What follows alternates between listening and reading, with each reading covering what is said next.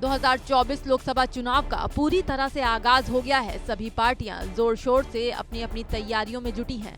UP में तो इस चुनाव से पहले जातीय समीकरण को साधने के लिए मंत्रिमंडल विस्तार भी कर दिया गया, लेकिन अभी तक चुनाव तारीखों का ऐलान नहीं हुआ है।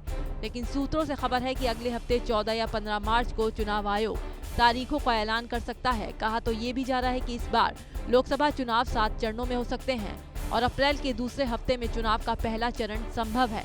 वैसे तो फिलहाल इन दिनों चुनाव आयोग आम चुनाव की तैयारियों का आकलन करने के लिए कई राज्यों के दौरे पर है, पर संभावना है कि जल्द ही आकलन के बाद चुनाव आयोग तारीखों का ऐलान कर सकता है।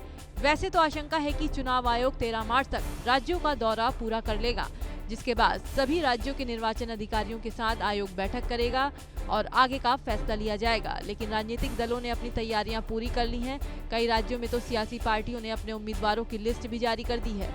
जैसे कि बीजेपी ने 195 उम्मीदवारों के नाम का ऐलान कर दिया। इसी के साथ सपा और आम आदमी पार्टी और आरएलडी ने प्रत्याशियों के नामों का ऐलान कर दिया है।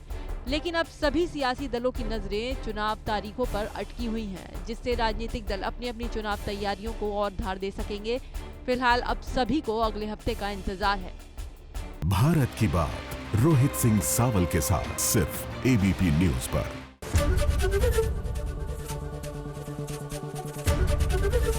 एबीपी गंगा, खबर आपकी, जुबान आपकी।